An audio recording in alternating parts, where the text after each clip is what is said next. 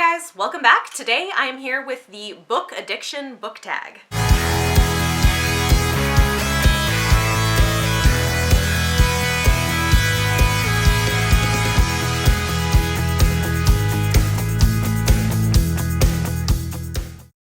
I saw this over on Steph's channel from Steph's Romance Book Talk, and she adapted these questions from the Storme Reads blog, and I just thought this was really interesting. I don't do a whole lot of tags, but I like this one because it's really more of a sort of discussion-based thing.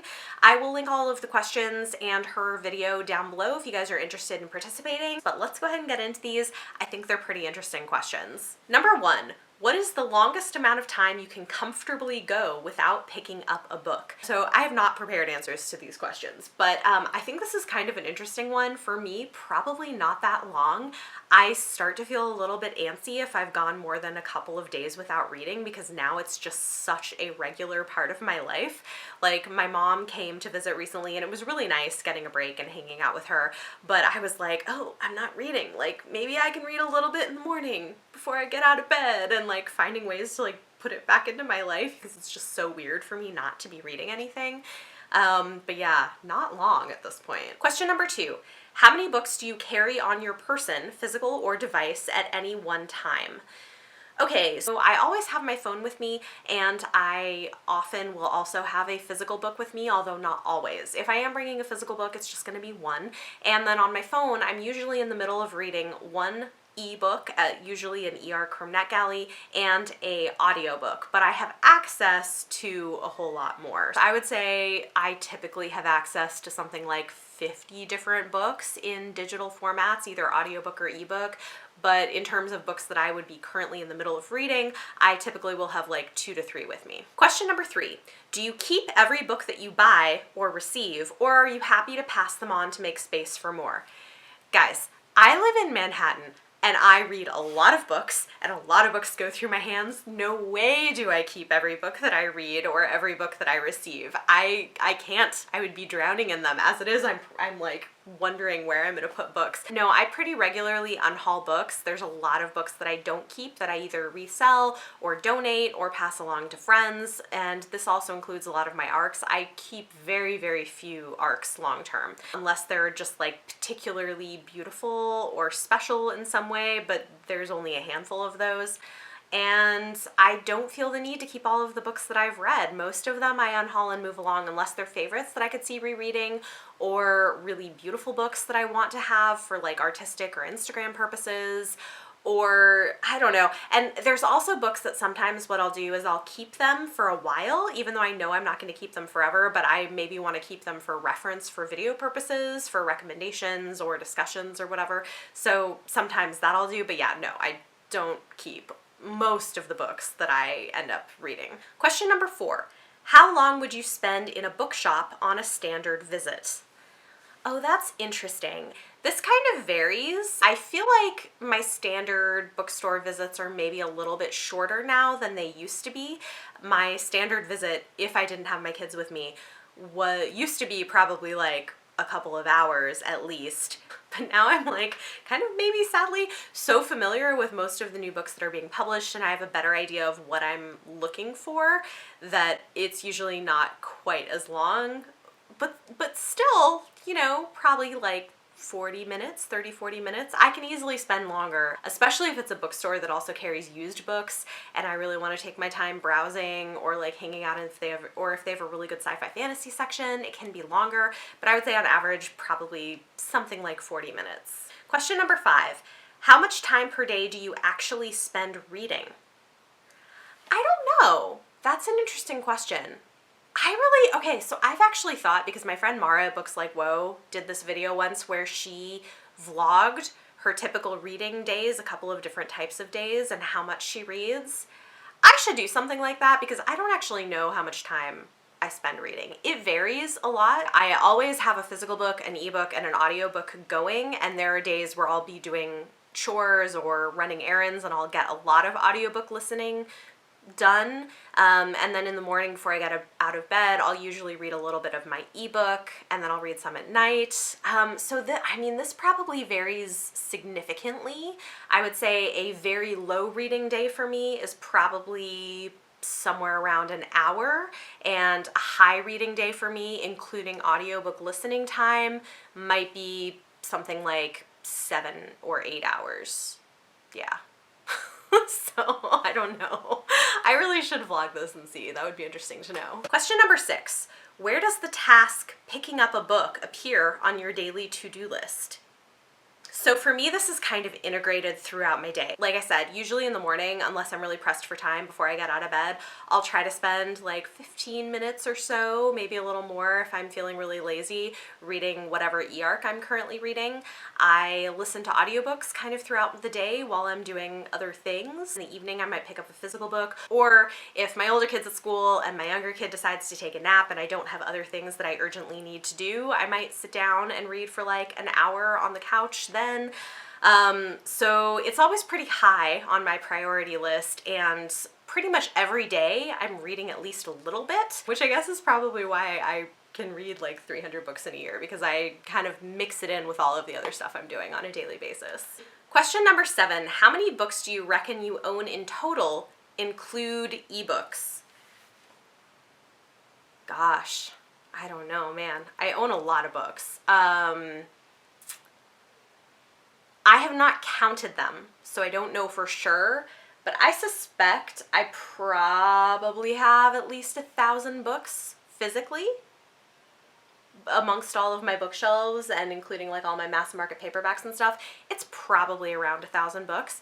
And then ebooks, I actually don't have that many. I feel like most people have lots and lots of ebooks, but it's not my preferred reading method for regular books that I would purchase. I do own some. I probably own like 100 or 200, which is pretty low. What I mostly do with that format is read e-arcs from NetGalley, and once I'm done with them, I delete them. So yeah, it's maybe not as high on the digital side as most people, but I have a lot of physical books. Question 8, approximately how often do you bring up books in conversation? Probably pretty often. I mean, it's so much of my life is about books at this point, books or YouTube, and YouTube is about books. I try not to, because sometimes people get that kind of like glazed over look if they're not big readers. And honestly, with small talks, sometimes, depending on the person, I might try to avoid talking too much about the fact that I review books, because then you get those people who are like, oh, really? Recommend me a book, with no context of what they like or don't like. Or, oh, really? What's the best book that you've read?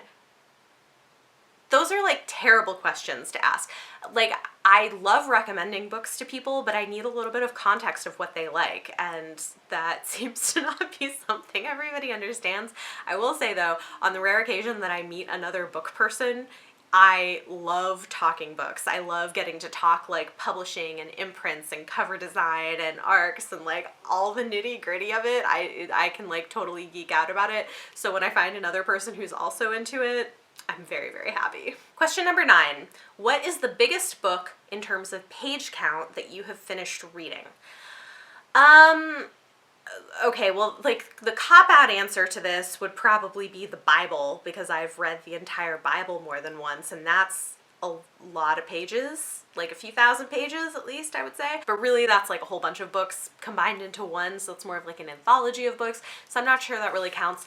I'm gonna say probably among the longest that I have read, I don't know if it's the longest, but The Wise Man's Fear by Patrick Rothfuss is up there. I want to say it's like 11 or 1200 pages long. So that's one of them for sure. Question number 10. Is there a book that you had to get your hands on against all odds? Searched bookstore, online digging, stalked the author, etc. Oh, that's an interesting question. Probably. See, like I don't have all of my books here, so that's kind of challenging. So I don't know if this is exactly how the question is meant, but there are definitely books where I'm like determined to find a discounted copy of it where I don't want to pay full price, and so I'll kind of dig around until I find what I'm looking for at the price point that I want it at.